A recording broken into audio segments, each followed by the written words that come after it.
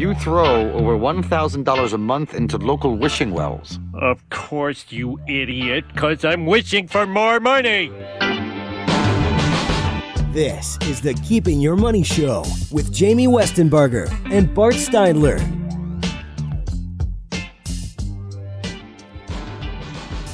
All right, welcome back to Keeping Your Money Show. Jamie Westenbarger, joined as always by Bart Steindler. If you're just tuning in or you've been listening the whole time, we're talking about a new realization by many in the financial world that there could be a broken correlation between stocks and bonds.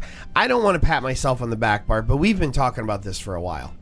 So it seems somebody maybe should have called us because we could have broke this news a long time ago. It seems like it's been about 2 or 3 years that we've dealt with this on several occasions. So once again, all these national programs just listening to our show, obviously on the sly, and then using our topics for their program. We need to start Laura. We need to start tracking that. We'll just start charging them every time they use our ideas. At least if they're gonna use my concepts, at least compensate me for them, right? Yep.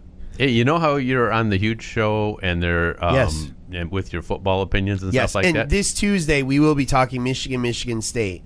All right. So make sure you tune in. I'll be there around 5 o'clock talking Michigan State. So I saw on Huge's Facebook thing, he was asking who should replace the 2 Detroit Tiger announcers. Oh, yeah. And I thought you and I should do that. Well, at least we have time to work that in. At least we wouldn't get in fist fights. Right. The crazy thing is those guys worked together for how long? 17 years, I think. And they hated each other? Yeah. I had no idea. Yeah. They're pretty good actors because I never realized how badly they really did not like one another. Yeah. You'd think that there'd at least be, some off-the-cuff remarks that are towards each other while the mics were on and stuff like Something. that. Boy.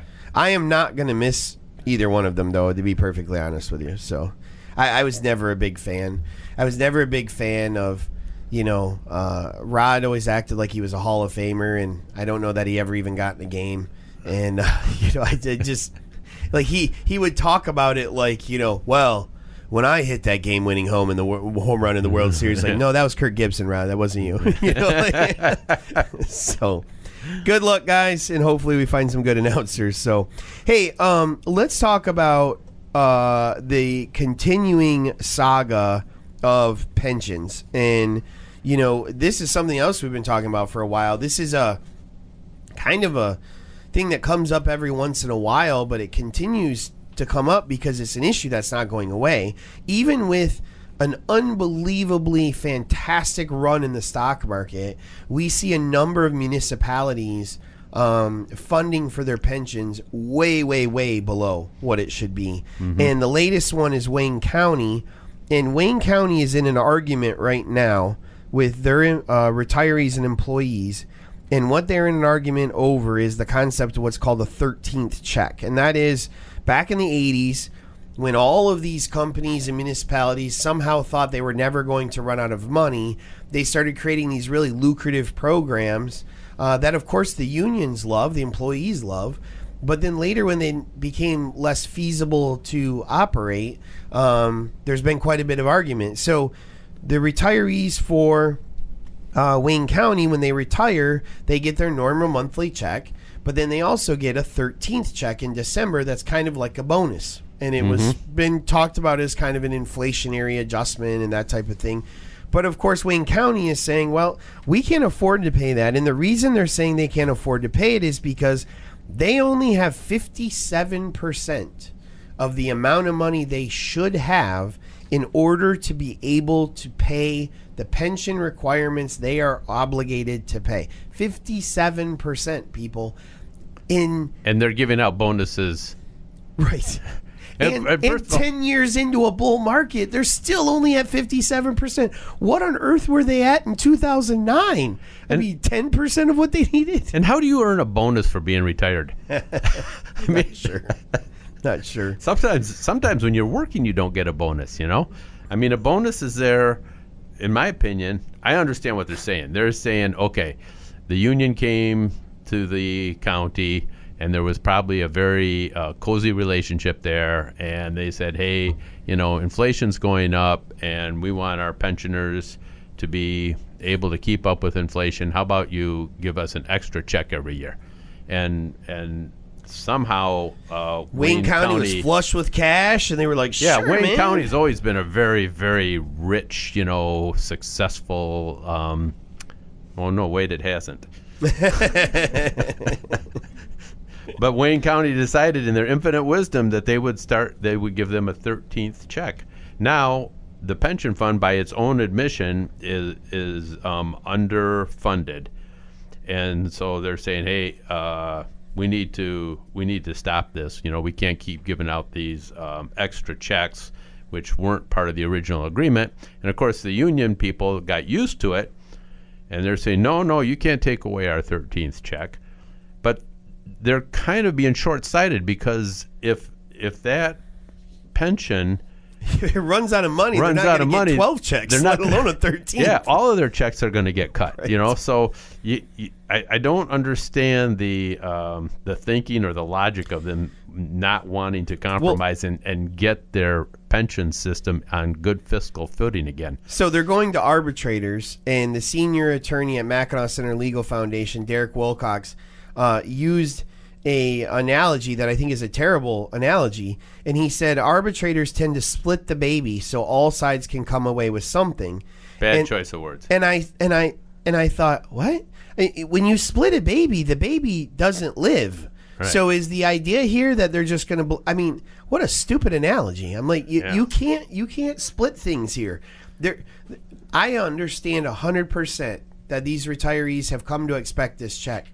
You have 57% of the amount of money you need. It would be like if we had 57% of the money I needed to pay my monthly budget, and I was like, but you know what? I've always wanted a Ferrari, and a Ferrari would make me feel good. Yeah. And I mean, it would be really cool to drive a Ferrari. So even though I can't even make, 46 or 43% of my bills, I'm going to go buy a Ferrari. I mean, it's that kind of mentality, though, that has gotten us into the problem that we're in. And this is something in all of this Republican, Democrat, who can pee on each other's shoes the most kind of stuff that's being lost is there are 83 counties in Michigan. This is just Michigan. We're not even talking nationally.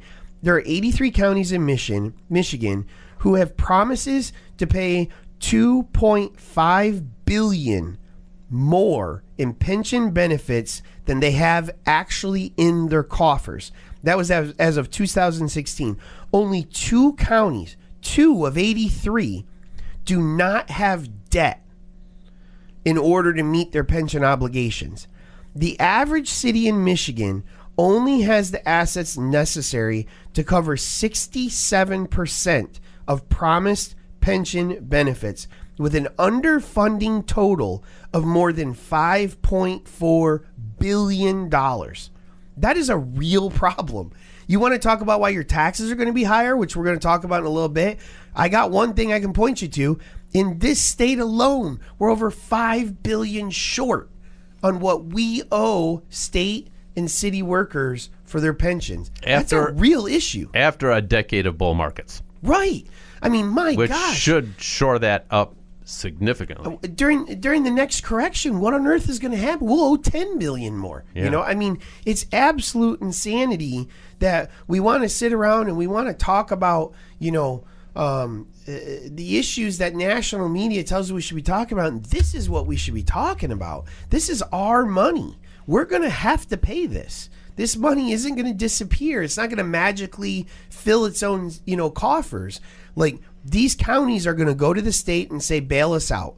And the state is going to come to us as taxpayers and say, bail us out. Right.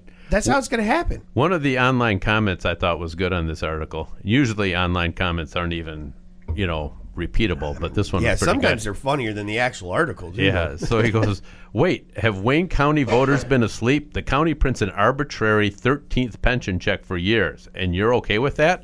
Whether the county pension fund is under or overfunded is completely beside the point. If this was an optional and arbitrary decision by the Wayne County administration, then it was an abuse of taxpayer money. If we don't like the way my Wayne County property taxes keep going up due to home price inflation, will the county say, don't worry about that increase, you continue to pay at the old rate? I would just start to pay not. 57% of my property taxes. Yeah, yeah. So, and he goes on and on. But I mean, you elect people to be fiscally responsible with the tax dollars, Not and happening. that's how they're collected and how they're dispersed. Yep. And this is obviously a case where that did not happen. Absolutely. All right, coming up, we're going to talk about how tax rates in retirement may have a much larger impact than you're planning for right here on the Keep Your Money Show.